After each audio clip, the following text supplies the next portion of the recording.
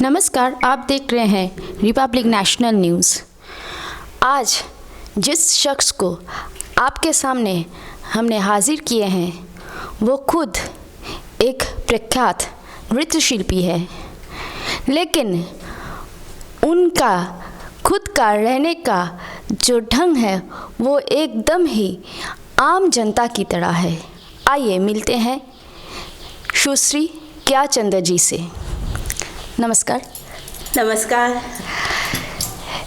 क्या जी से हम लोग के पहला प्रश्न, आप नृत्य शिल्पी है, कब से आपने डांस सीखना शुरू किया? मैं तो डांस सीखना शुरू किया जब मेरी 5 साल उम्र थी। 5 साल से अभी तक मैं सीख ही रही हूँ, क्योंकि मेरे हिसाब से ये एक प्रोसेस ऐसी है, लर्निंग प्रोसेस, उस ज़िंदगी में कभी ख़त्म ही नहीं होता है। तो अभी भी मैं सीख ही रही हूँ, गुरु के पास जाती हूँ और 5 साल से लगातार ये चल ही रहा है। जो भी थोड़ा बहुत बातचीत क्या जी से हुई है अब तक, उन्होंने बहुत जानी मानी गुरु के साथ अपनी जीवन बिताए हैं, उनके शिष्य हैं। सुनते हैं कौन कौन गुरु जी के आशीर्वाद उन्होंने पाए हैं। हाँ, ये तो मेरा बहुत सौभाग्य की बात है कि मेरे ज़िंदगी में मैं सबसे पहले अनिल बड़न गुरुजी के साथ मिली थी। उन्होंने मुझे सिखाया, फिर मैं ट्रेनिंग प्राप्त की है लेट पद्मश्री श्रीमती रानी कर्णा जी से। और रानी कर्णा जी का पैर, अब जहाँ में हम दोनों बैठे हुए हैं, उधर में रानी जी का पैर पड़ी थी, आशीर्वाद पड़ी थी। और मेरी गुरुजी जो वो भी कोरोना काल में वो चला गया मेरे ज़िंदगी से, वो है पंडित बचन लाल मिश्रा। एंड अभी मैं पंडित बिरजू महाराज जी से सीख रही हूँ। और इससे अलावा जो बहुत गुणीजन मेरे इस घर में आके मुझे ट्रेनिंग दिया था, उनके बीच में एक है, आप लोग सभी जानते होंगे कि सितारा देवी जी, अलकानंदा जी एंड गोपी कृष्ण जी, जिनका नाम पूरा भारतवर्ष क्यों पूरा पृथ्वी छाए हुए है, उनके साथ जो संगत करते हुए जो पंडित नांकू महाराज जी, उन्होंने मुझे इस रूम में आकर सिखाते थे। तो वो तो बहुत ही सौभाग्य की बात है। और सिर्फ ये नहीं है, वो बोला करता था कि मेरा एक स्टाइल है जो मैं खुद बनारस के बाद मैं खुद अपने एज ए फीमेल कलाकार I am reviving this tradition, that thali मतलब Kathak on the brim of a brass plate. बहुत ही कम लोग करते हैं, ओनली विशाल कृष्ण करते हैं आजकल, कोई नहीं और करते हैं, मैं और मेरी बेटी छोड़ के। तो उन्होंने खुद आके मुझे बोला करता था, बेटी ये तुझसे होगा, तू सीख ले, क्योंकि मैं अलकानंदा सितारा से बजाता है, इसके बाद तुझको ही देख रहा है कि तुझसे ही होगा वो क्वालिटी। तो ये बोल करके मुझे ट्रेनिंग प्राप्त किया था। इवन हमारा पास वो खाता भी, वो कॉपी भी, जिसके अंदर में वो सब लिखा करते थे, वो कॉपी भी मेरे साथ अभी भी है। और कुमार बोस जी भी थोड़ी बहुत दिनों के लिए मेरा यहाँ आते थे और मुझे ट्रेनिंग दिया करता था। बहुत सारे जाने माने गुरु जी के साथ उन्होंने अपने जीवन के दिन बिताए हैं, और उन्होंने सिर्फ कलकत्ता नहीं, पश्चिम बंगाल नहीं, सारा भारतवर्ष में बहुत सी समारोह और भारतवर्ष के बाहर सारे विश्व में कई जगह पे उन्होंने इनविटेशन पाए हैं। कहीं पे प्रोग्राम के लिए, कहीं पे टीचिंग के लिए, कहीं पे उन्होंने वर्कशॉप के लिए गेस्ट आर्टिस्ट होके वो गए थे। वो हम लोग केया जी से विस्तारित जान लेते हैं। मेरा आना जाना तो बचपन से रहा करता था। तो I have taken part in the most famous eminent festivals like Alauddin Khan Sangeet Samaroh Maihar, Puri beach festival, Konark beach festival, फिर आपका EZCC का जो समारोह होता है अगरतला में, फिर संगीत नाटक अकेडमी की फेस्टिवल, फिर मैं मैंने बोला वो नाट्यांजलि डांस फेस्टिवल जो बहुत ही अच्छा है, शिव मंदिर में होता है, चिदम्बरम। इससे अलावा बहुत सारी फेस्टिवल्स में मैं भाग ली। इससे अलावा मैं बाहर में गई हूँ, Bangkok, Malaysia, Singapore and south Korea and Vietnam में। मैं खुद में मेरा 5 जने का म्यूजिशियंस टीम लेके मैं रिप्रेजेंट की हूँ इंडिया का। और वो दिन, वो पल मुझे बहुत अच्छा लगता है, बहुत प्रेस्टिजियस लगता है, बहुत नॉस्टैल्जिक लगता है जब मैं सोचती हूँ कभी कि वो पल जब 40 इंटरनेशनल कंट्रीज़ का टूरिज़्म एंड टूर्स फेस्टिवल था एंड वेंकटरमन जी आके मुझे बोला था, यस क्या you are here to represent our India. तो वो पल मुझे बहुत नॉस्टैल्जिक लगता है कि it's not a matter of जो कि I am representing my India, my country and there are 40 other countries there. तो ये तो बहुत ही सौभाग्य की बात है। And that tour was sponsored by ICCR and as it is I'm an A grade artist from Doordarshan and EZCC and ICCR। तो इससे अलावा मैं अमेरिका गई हूँ, मैं यूरोप में कोई सारी कंट्रीज़ में गई हूँ, जर्मनी और ईस्ट में भी गई हूँ। जो ईस्ट जर्मनी बहुत कम लोग जाते हैं, जहाँ में हिटलर का लास्ट वो हुआ था, कामकाज हुआ था। तो वो विवाह में भी मैं गई थी, वर्कशॉप लेके, क्लासेस लेके और प्रोग्राम्स लेके। केया जी ने जो लॉकडाउन के समय अपने डांस का जो प्रैक्टिस, जो टीचिंग फॉर्म, वो फॉर्म बरकरार रखा है, वो है वर्चुअल क्लास के माध्यम से। और अपनी खुद को तो तैयार किए हैं, उनका जो बेटी है उनको भी वो तैयार किए हैं। आइए सुनते हैं कैसे एक साथ माँ और शिक्षिका दोनों का रोल कैसे संभालते हैं। हाँ, वो तो एक बड़ी बात है। देखिए, माँ, एक गुरु जो होता है वो माँ की समान होता है। क्योंकि और एक बात जो मैं बोलना चाहूँगी कि मेरा ये भी भाग्य हुआ था जो रानी करना, उसके पास मैं 12 साल रहकर खाकर पीकर सीखी। तो उन्होंने भी मेरा मम्मी को छोड़ के मैं जब जाती थी, वीकेंड करती थी, उन्होंने भी वही रोल किया था, पालन किया था जो माँ ने करता है। तो इसीलिए मैं वहाँ से भी सीखी कि कैसे माँ और गुरु दोनों का रोल निभाया जाता है।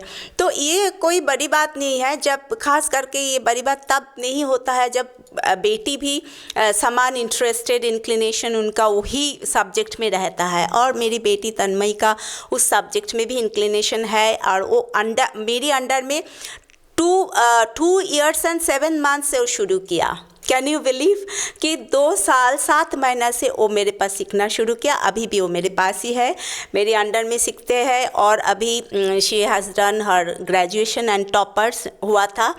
और under my guidance she has done her scholarships हैं फ्रॉम गवर्नमेंट ऑफ इंडिया।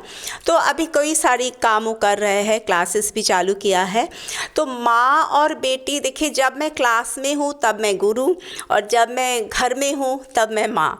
लेकिन बात ये, एक घर में जब माँ, एक गुरु और शिष्य रहते हैं तो हर टाइम में कुछ ना कुछ सिखाया जाता है।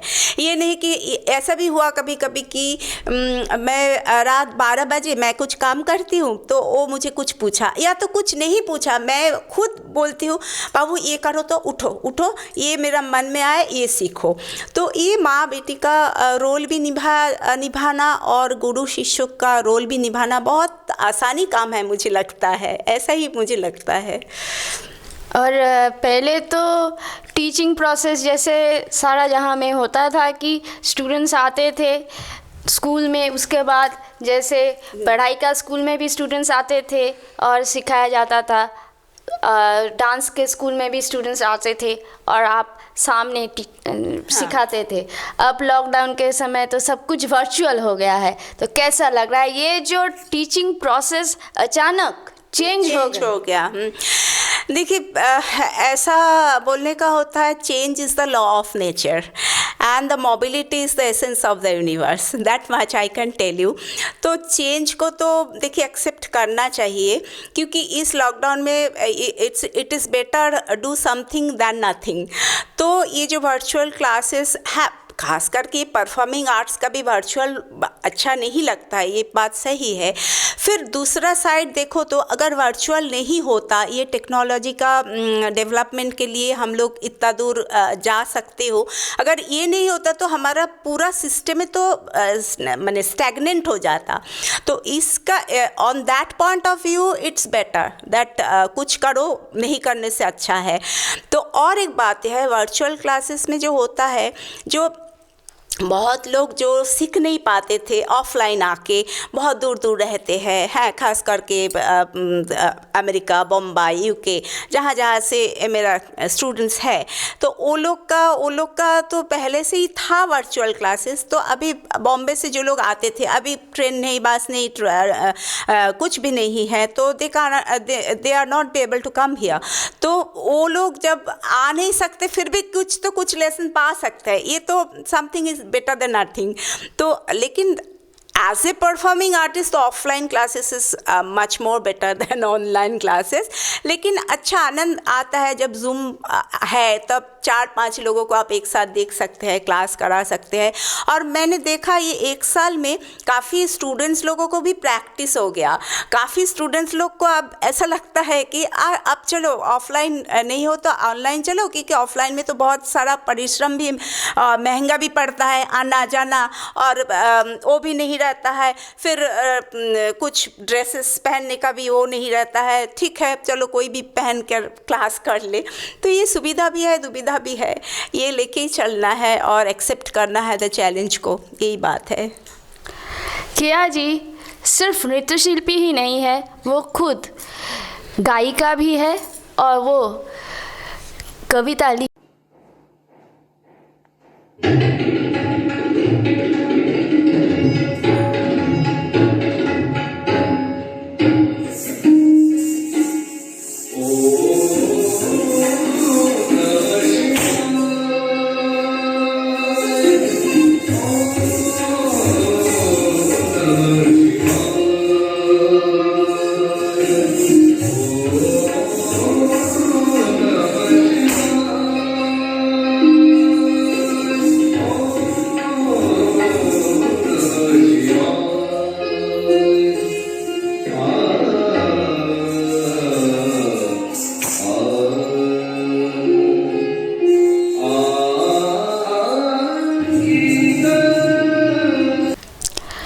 वो खुद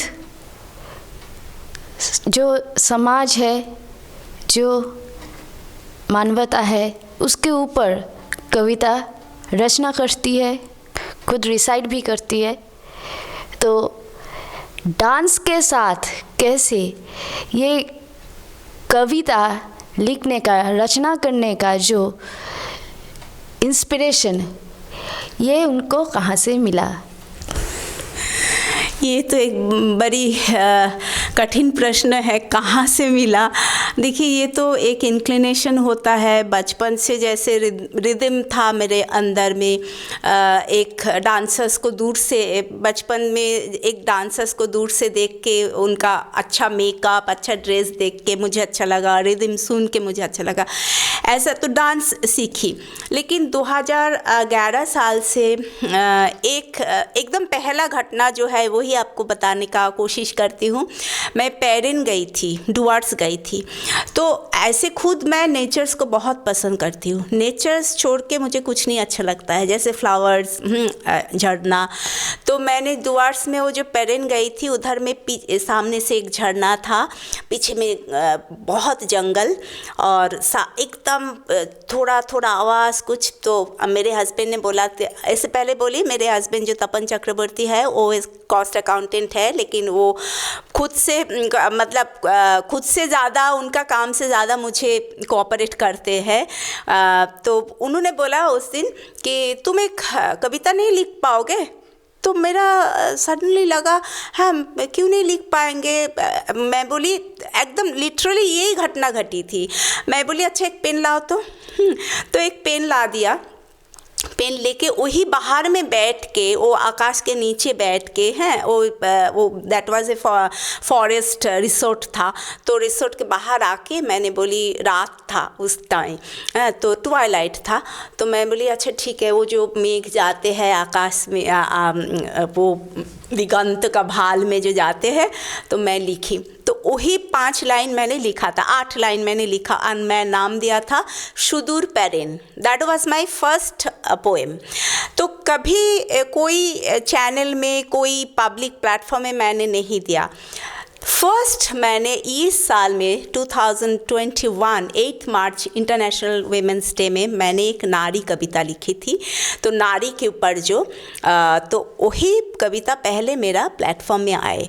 तो उसके बाद लोग ने बोला, सब आपको भी खुद पता होगा, मेरे फेसबुक में जाओ तो बहुत लोगों को अच्छा लगा। तो तब मैंने उनको बोली कि हाँ मेरे को ये इंस्पिरेशन कहाँ से आया एग्जैक्टली, ये क्वेश्चन का आंसर मेरे पास नहीं है।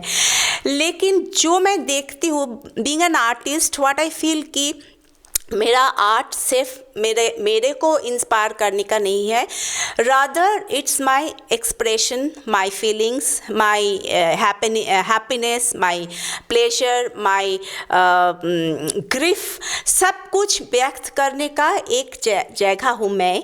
और उससे and my observation towards the society, मैं जब भी जो देखती हूँ उसी के ऊपर मेरा पेन पकड़ती हूँ, आ जाता है। कहाँ से आता है आई डोंट नो।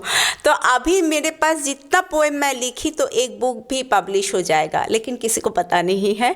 तो मैं, अगर आप बोले तो मैं एक पढ़ना चाहूँगी। तो ज़रूर। चलिए केया जी से उनका जो रचित कविता है एक सुन लेते हैं उनके ही ज़ुबान से। हाँ, ये कविता का नाम है एका। बंगाली में लिखी, क्योंकि मैं खास करके एक बंगाली गर्ल हूँ। तो एका।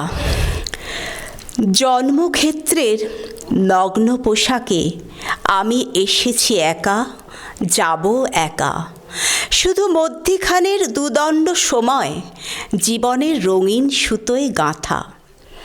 কত কোলাহল, কত রং বেরঙের হাতছানি, কত না স্বপ্ন দুটি চোখে, কত ভাব ভালোবাসাবাসি।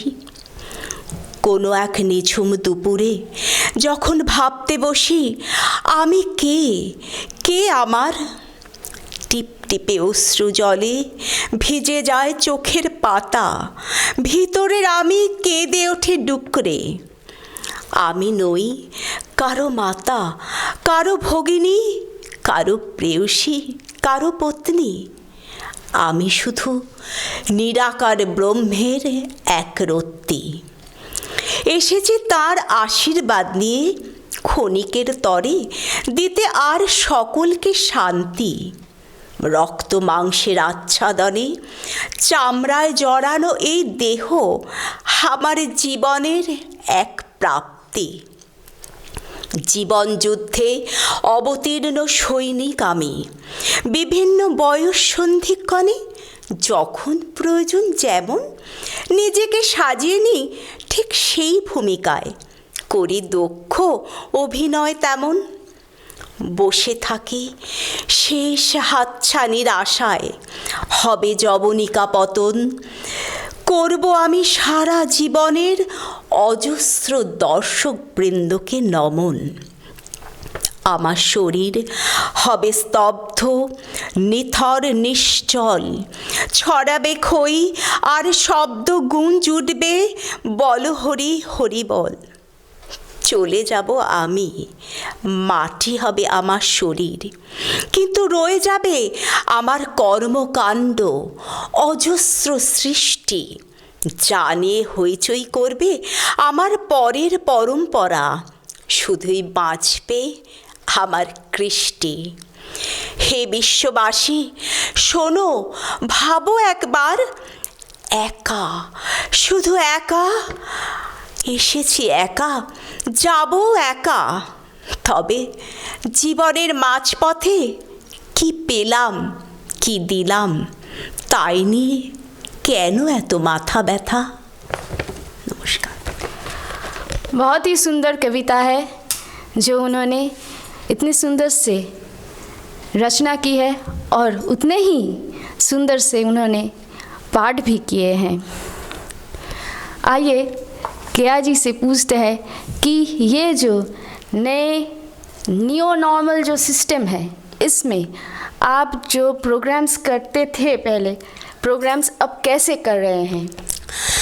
आप वही न्यू नॉर्मल सिस्टम में जैसे वर्चुअली करते हैं एंड ख़ास करके बोलना चाहूँगी कि 2020 अप्रैल में जब से ये लॉकडाउन हुआ है आप तक मैं कोई सारी प्रोग्राम किए हैं, यहाँ का बाहर का, मतलब इंडिया का बाहर का भी मैंने प्रोग्राम किया, सभी वर्चुअली किया है। एंड वर्चुअली करने में थोड़ा सा आनंद भी कभी कभी लगता है क्योंकि एक सिस्टम बहुत ही आनंददायी होता है कि वर्चुअल में जितना लोगों को आप इकट्ठे कर पाते वो ऑफलाइन में कभी हो नहीं सकता। और एक बात है जो फैसिलिटी जो अपॉर्चुनिटी लगता है मुझे कि आफ्टर द प्रोग्राम ऑनलाइन में क्या ऑफलाइन में क्या होता है, अगर 500 1000 20,000 जितना लोग भी देखे, लेकिन ऑनलाइन में क्या होता है एक बार अगर एफबी में रिकॉर्ड हो जाता है या अपना फ़ोन में रिकॉर्ड हो जाता है you can circulate that as much as it is possible. तो वाइडली सर्कुलेट आप कर सकते हो तो अपना इरादा पूरा कर सकते हो कि मेरा जो ट्रेजर, मेरा जो इंडियन कल्चर, मेरा जो हेरिटेज सब आपको पूरा भारतवर्ष तो है ही है, पूरा वर्ल्ड में आप स्प्रेड कर सकते हैं। ये एक खासियत है न्यू नॉर्मल सिस्टम का। तो इसीलिए मैं ऑनलाइन ऑफलाइन दोनों का ही अप्रिशिएट करूँगी और ऐसा करते भी रहूँगी क्योंकि कोरोना काल ये the time it's a very crucial period for our life, everybody's life, not only for my life. तो ये जो ट्राइंग टाइम है इसको ओवरकम भी करना है, चैलेंज भी लेना है, एक्सेप्ट भी करना है, इसीलिए सभी नियम को भी मानना है और मेरा सब जो लोग जिस वर्क में है उस वर्क को लेके भी रहना है। तो ये न्यू नॉर्मल सिस्टम में मुझे एक्सेप्ट करना ही चाहिए। ये जो वर्चुअल क्लास, वर्चुअल प्रोग्राम जो चल रहा है सारे विश्व में, उनमें केया जी का अवदान भी बहुत है। केया जी वर्चुअल क्लास सिर्फ कोलकाता के स्टूडेंट्स के नहीं, आप पहले भी सुन चुके हैं कि विश्व के कई जगह, अमेरिका है, जर्मनी है, कई जगह उन्होंने वर्चुअल क्लास लिए हैं। केया जी कोलकाता के जो जहाँ पे हम बैठे हैं उत्तरपाड़ा के रहने वाली है, लेकिन वो सारे विश्व में उनके नाम है। ये जो उनका वो जो फेमस है, यहाँ पे रह के भी वो सारे विश्व में डांस आर्टिस्ट, परफॉर्मिंग आर्टिस्ट के नाम से सभी उनको जानते हैं। तो आइए ये कैसा लगता है उनसे ही सुनते हैं कि कैसा लगता है कि खुद यहाँ पे कोलकाता के एक छोटी सी जगह है उत्तरपाड़ा में वो रहती है। उनका रहने का ढंग भी कुछ खासियत नहीं है, आम जनता की तरह ही है, लेकिन उनका नाम सारे विश्व में है, वो प्रख्यात है सारे विश्व में एज डांस आर्टिस्ट। ये तो आपने एक ख़ास बात बोला कि ये उत्तरपाड़ा एक छोटी सी शहर है। तो इस शहर में मैं बचपन 5 साल से रहा करती थी, लेकिन जब मैं छोटी थी, जब मैं प्रैक्टिस करती थी, एक आध तो बात बोले तो आपको पता चलेगा कि कितना स्ट्रगल, कितना मेहनत, कितना चैलेंज लेना पड़ता है, एक्सेप्ट करना पड़ता है, सहना पड़ता है। मैं जहाँ में हम लोग बैठे हैं, ये मेरा डांस क्लास है, तो यहाँ में मैंने जब प्रैक्टिस करती थी, जो विंडोज़ है यहाँ में जो लोग जाते थे आसपास से, वो लोग ऐसे स्टोन पकड़ के मतलब फेंक के जाते थे, मतलब मुझे प्रैक्टिस नहीं करने देंगे। और मैं जब प्रैक्टिस करती थी उस टाइम में, आजकल तो खास करके बहुत लोग नाच गान सीखते हैं और सीखना उचित भी है, लेकिन उस टाइम में तो ये बहुत नॉर्मल थिंग्स नहीं था कि एक फैमिली का एक लड़की डांस सीखेंगे। खास करके डांस, गाने के लिए इतना था नहीं, खास करके डांस। मेरी मम्मी पापा को बहुत लोग समझाया था, अरे तुम्हारा बेटी है, तुम में से डांस वांस क्यों सिखाते हो, ये सब डांस वांस रहेगा क्या, ये तुम गाना सिखाओ, गाना रहेगा। तो मैं उस टाइम से मेरा चैलेंज था कि मैं एक दिन खास करके एक डांसर्स बन के ही दिखाऊंगी। क्योंकि आज जो लोग वो सब बोले थे, आज उन्हीं का ही बेटी को हमारा पास सिखाने के लिए वो लोग आते हैं, तो उसी में मेरा जीत तो है ज़रूर। और एक बात है, I am very optimistic and at the same time I have every faith in the almighty. तो हम ये सोचते हैं कि ऑलमाइटी सब कुछ देने से पहले बहुत एग्ज़ाम लेते हैं, परीक्षा बहुत लेते हैं, चैलेंज देते हैं ज़िंदगी में, रिस्क देते हैं, डिफ़िकल्टीज़ देते हैं, प्रॉब्लम्स देते हैं। ऐसा नहीं कि मेरा ज़िंदगी में बहुत प्रॉब्लम्स आया का थोड़ा ऊपर जाने के बाद थोड़ा और भी कुछ करप्शंस पे आता है, कुछ भी आता है, ये सब झेलना पड़ता है।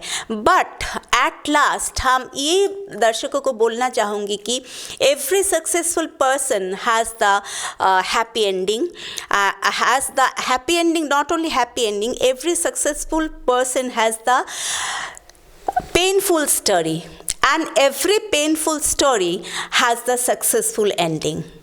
And so accept the pain, accept that challenge, and get ready for the achievement, get ready for the success.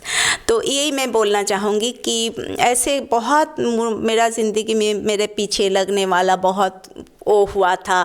हाँ, इतना तो मैं खास करके बता नहीं पाऊँगी, लेकिन बहुत हुआ था। लेकिन आई की फेथ इन ऑलमाइटी की मुझे लगता है कि जो ऑलमाइटी करते हैं सभी कुछ भलाई के लिए ही करता है।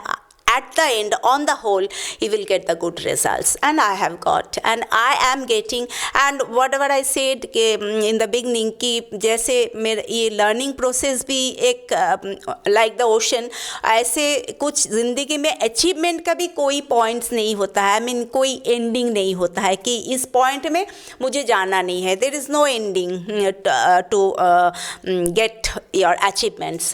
तो ऐसा ही मेरा चलता रहेगा, and I pray to my God कि हमें इतना शक्ति दो कि not for the sake of saying I am telling it, just from the core of my heart I want to tell you, I want to express my feeling that I every day pray to God कि God मुझे नाम ना दो, जश ना दो, लेकिन ये ज़रूर शक्ति दो कि I can dance, I can do my music at the end of my breathing.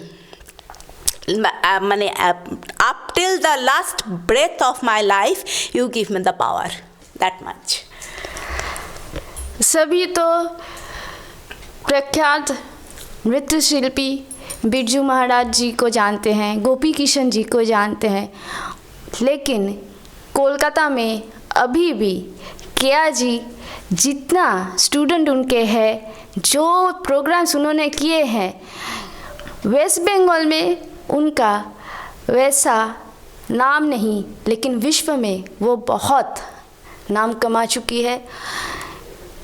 बहुत सारे देश से उनको बुलाया गया है, कहीं पे वर्कशॉप के लिए, कहीं पे लेक्चर के लिए, गेस्ट आर्टिस्ट, ट्रेनर, टीचर,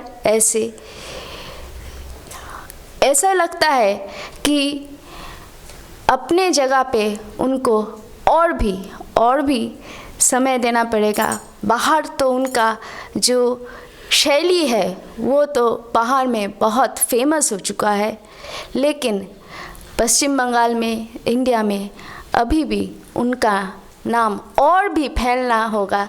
तो इसलिए उनका क्या राय है, कैसे वो जैसे बाहर उन्होंने अपनी नृत्य को एक जगह पे कायम कर चुके हैं, वैसे कैसे वो इंडिया में अपनी ये जगह, जबकि वो खुद एक गवर्नमेंट एसोसिएट आर्टिस्ट हैं, ए ग्रेड आर्टिस्ट हैं, कैसे अपने नाम वो सारे इंडिया में कायम करेंगे? देखिए, नाम से ज़्यादा मुझे काम का ही चिंता है।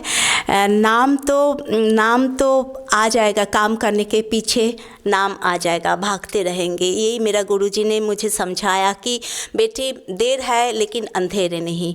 तो यही मैं सोच के चलती हूँ। जैसे आपने बोला है कि पश्चिम बांग्ला में नाम नहीं है, देखिए नाम क्या है नहीं है वो मैं ढूंढने का चेष्टा ही नहीं करती हूँ, क्योंकि I am a different level of artist. I mean what I have analysed my self कि हम ना तो कभी किसी से बहुत एक्सेस करना सीखी हूँ, ना तो मैं कभी डुप्लिसिटी में जाना चाहती हूँ, ना तो मैं कभी लॉबी में रहना चाहती हूँ to earn my name and fame, क्योंकि भगवान ने मुझे बहुत दिया।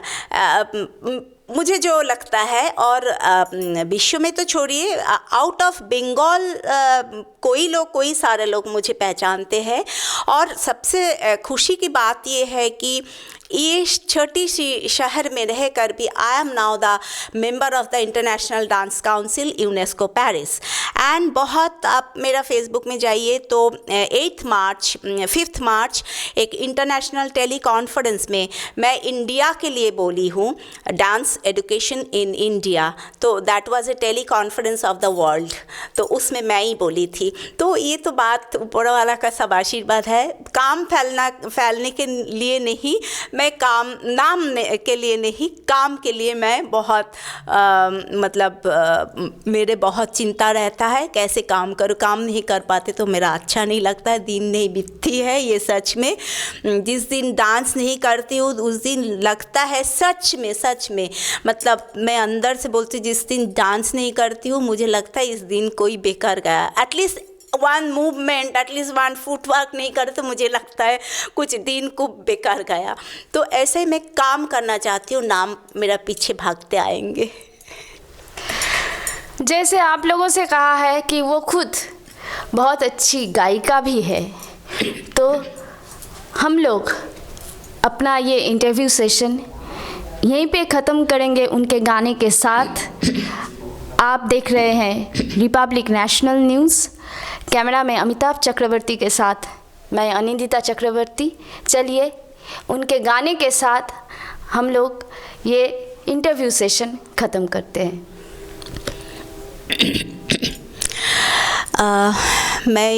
मेरा बहुत ही फेवरेट एक गज़ल है जगजीत सिंह जी का। गाने से पहले एक छोटी सी बात, मैं पंकज उधास जी के साथ मेरा एक प्रोग्राम हुआ था, that was in Raigarh, the first day inauguration session में। तो पंकज उधास जी और मेरा दोनों का ही प्रोग्राम था, तो दैट वाज ए मोमेंट। तो उसी टाइम से मुझे बहुत अच्छा लगा, उसी टाइम से नहीं, खास करके बचपन से ही मुझे कुछ अच्छी लिरिक्स, रोमांटिक सॉन्ग, बहुत emotional song I like it. तो उसी हिसाब से मैं जगजीत सिंह को एक गज़ल जो मेरा खास करके बहुत फेवरेट है वो थोड़ा गाने का कोशिश करती हूँ।